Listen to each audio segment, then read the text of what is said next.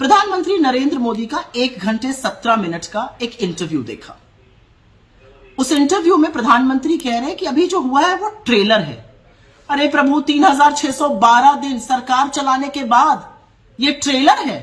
ये सुनकर देश की जनता आशंकित हो गई है, भयभीत है, घबरा गई है कि अगर ट्रेलर ऐसा है तो पिक्चर कैसी दिखा सकते हैं। ये ट्रेलर में ही हमने इस देश में 45 साल में सबसे ज्यादा बेरोजगारी, ट्रेलर में ही कमर तोड़ महंगाई, ट्रेलर में ही आटा दही पढ़ाई दवाई सब पर जीएसटी, ट्रेलर में ही हमने महिलाओं को आशंकित, महिलाओं को भयभीत, महिलाओं को बूटों के तले रौंदते हुए, और आप यौन शोषण को कैसे संरक्षण देते हैं अपने बगल में बिठाकर, वो भी देख लिया।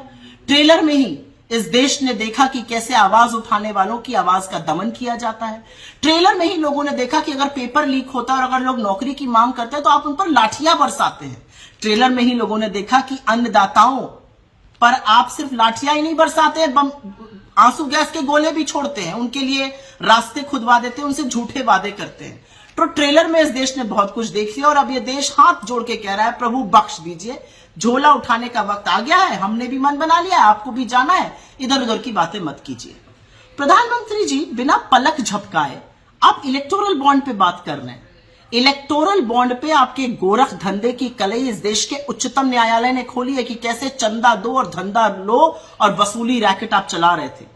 क्रमवार तरीके से नाम और डेट के साथ ये स्पष्ट हो चुका है कि जब आपको कोई चंदा देता था तो उसको बड़े बड़े कॉन्ट्रैक्ट मिलते थे, आप कट ले रहे थे। यह भी साफ हो चुका है कि अपनी सीबीआई, ईडी, इनकम टैक्स से आप उस हर जगह छापा डालवाते थे जहां पर बाद में या तो कार्रवाई स्थगित हो जाती थी, कोई अप्रूवर बन जाता था। तो ये वसूली रैकेट, ये एक्सटॉर्शन रैकेट आप चला रहे थे। इस पर से पर्दा हट चुका है, इसका पर्दा फाश हो चुका है। लोग आपके भ्रष्टाचार की वॉशिंग मशीन से वाकिफ हैं, तो प्लीज इस तरह की बातें मत करिए। आपके इन जुमलों में 2014 में लोग आ जाते, अब थोड़ी कोई काले धन की आपकी बात मानेगा। काला धन, काला धन, अरे काला धन तो आप लाने वाले थे, 15 लाख बैंक अकाउंट में डालने वाले थे, कहां डाले आपने वो सब पैसे। असलियत यह है कि नीरव मोदी से लेकर मेहुल चोकसी तो किसी को तो वापस आप लेकर आ नहीं पाए। काले धन की बात करते हैं। फिर आपने कहा मैं गारंटी देता हूं प्राण जाए पर वचन न जाए। मोदी जी 15-15 लाख की, 2 करोड़ रोजगार की सालाना, ये सारी गारंटी आपकी है। किसान की दुगनी आय की, 100 स्मार्ट सिटी की, रुपया डॉलर 1 होने की, पेट्रोल डीजल 35 पर आने की, चीन को लाल आंख दिखाने की, सारी जिम्मेदारी तो आपकी थी, सारी गारंटी तो आपकी थी। आपकी गारंटी नहीं, आपके खोखले जुमले होते हैं, उनको आप किसी भी नाम से पुकारिए। और अंत में मैं आपसे एक बात कहना चाहती हूं, अपने मुंह से प्रभु राम का नाम मत लिया करिए।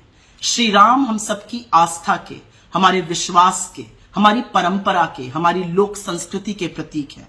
प्रभु राम मर्यादा पुरुषोत्तम है। अगर उनसे कुछ सीखते तो थोड़ी मर्यादा, थोड़ा सम्मान, थोड़ा आदर जरूर सीखते। आपकी इन सब में कमी है। आप नाथूराम के भक्त हैं, आप नाथूराम का देश बनाना चाहते हैं, आप नाथूराम के पदचिन्हों पर चलते हैं। आपके अंदर नफरत भी नाथूराम जैसी है, तो नाथूराम का नाम लिया करिए, आप श्री राम का नाम मत लिया करिए। क्योंकि श्री राम का जो नाम लेता है वो राम राज्य में यकीन करता है, उस राम राज्य में यकीन करता है जहां पर दैहिक दैविक भौतिकता पर राम राज नहीं कहूं व्यापा, जहां पर गरीबों, शोषितों, वंचितों, युवाओं, किसानों, महिलाओं का सम्मान होता है। आपके रिपोर्ट कार्ड पर 10 साल बाद बेरोजगारी पर, महिला सुरक्षा पर, उनके रिप्रेजेंटेशन पर, महंगाई पर, आर्थिक असमानताओं पर, हर जगह आप फेलियर हैं। मणिपुर और लद्दाख आज भी अपने प्रधानमंत्री का इंतजार कर रहा है। थोड़ा टाइम निकालिए, वहां चले जाइए। अगले इंटरव्यू में मणिपुर पर बात जरूर करिएगा, नौकरियों पर बात जरूर करिएगा, महंगाई पर अपना मुंह जरूर खोलिएगा। अन्यथा इंटरव्यू देने का क्या फायदा? इलेक्शन रैली में तो बड़ी बड़ी फेंकते ही हैं आप।